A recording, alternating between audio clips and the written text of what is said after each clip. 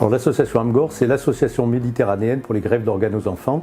Elle a été créée en 1986 par le professeur Carcassonne, qui était alors chef de service de chirurgie pédiatrique, où a été faite la première greffe de foie à Marseille et aussi la première greffe de foie en France pratiquée sur un enfant dans un hôpital d'enfants. L'association a permis un petit peu d'envelopper notre programme de transplantation qui représente actuellement 171 greffes de foie uniquement chez des enfants de moins de 15 ans et à peu près 180 greffes de reins, puisque l'association s'occupe essentiellement de chirurgie viscérale, c'est-à-dire foie et reins. Alors notre premier objectif, qui est peut-être le principal, c'est la promotion du don d'organes, parce qu'il n'y a pas de greffe sans greffon, et donc on a besoin de greffons pour transplanter. Ça, c'est vraiment un point fondamental. Le deuxième point, c'est cette recherche de dons financiers, puisqu'il faut soutenir notre programme et soutenir cette promotion du don d'organes.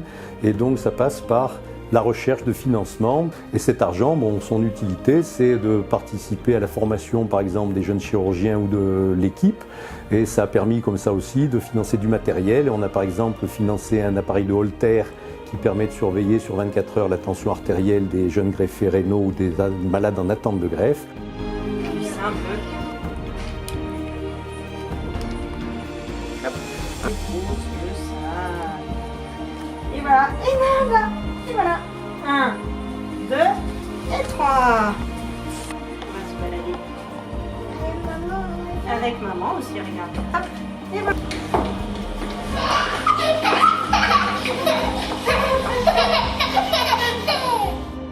J'ai aucun problème spécial depuis que j'ai eu ma greffe. Oui, je fais du sport, je fais du foot.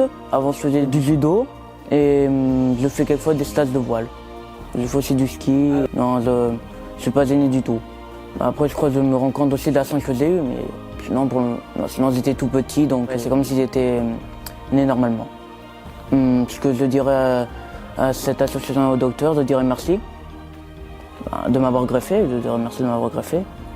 Ce que je pense dans le organe, je pense que c'est bien, comme ça, pour ceux qui ont un organe vitaux en moins, ça permet d'avoir une vie, ça permet de quand même vivre.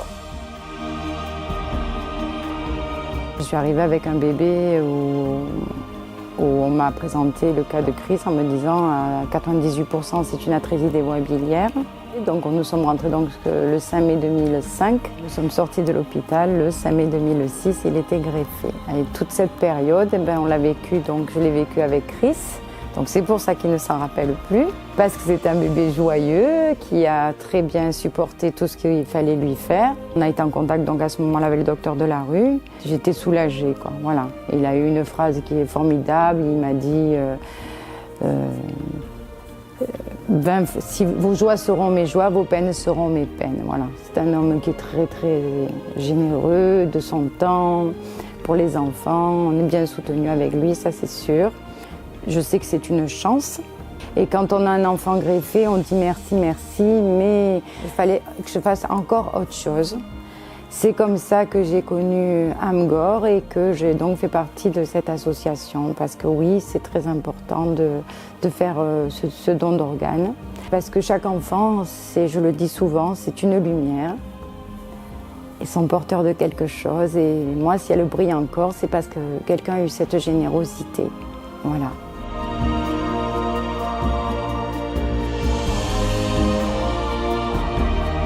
Ce qui change essentiellement, c'est le type de greffon qu'on va avoir, c'est-à-dire qu'il est évident que chez les adultes, on peut prendre un foie d'adulte que l'on va transplanter en entier à l'intérieur d'un adulte. Chez l'enfant, évidemment, il y a un problème de volume qui est évident.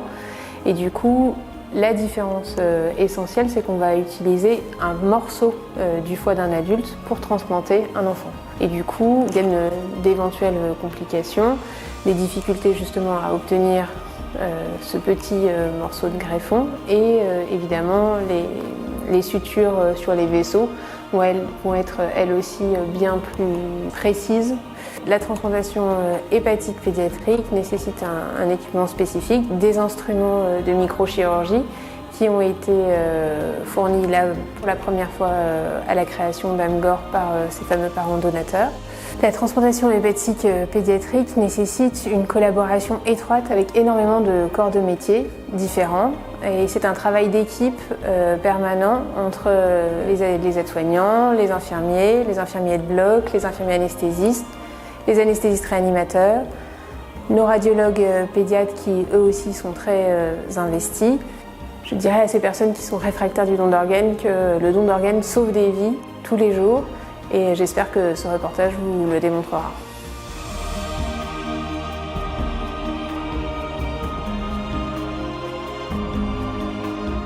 Donc à l'échelle nationale, en gros, on greffe à peu près 80 enfants par an. Voilà. Ces enfants, ils sont greffés sur en gros 3 centres, répartis sur 3 villes, Paris, Lyon, Marseille. La principale maladie s'appelle l'atrésie des voies biliaires et représente à peu près 50% de ces greffes. Le taux de survie actuel est de l'ordre de 90% à 1 an, on parle de taux actuariel de survie. Mais ce n'est pas une guérison totale. On bascule dans une maladie mortelle. Il faut savoir que cette maladie, l'atrésie des voies biliaires, conduisait à un décès quasiment systématique avant l'âge de 5 ans et que maintenant, donc, ils survivent mais avec un suivi médical.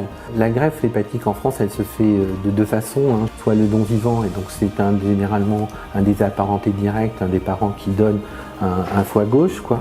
L'autre technique, c'est le don cadavérique.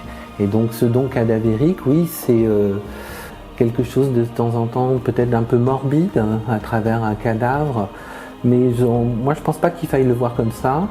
Je pense que c'est un dernier acte d'amour, c'est la mort qui donne la vie. Une autre personne, en l'occurrence ici pour ce qui nous concerne dans notre centre, un enfant, de poursuivre sa vie, alors qu'il est porteur d'une maladie mortelle.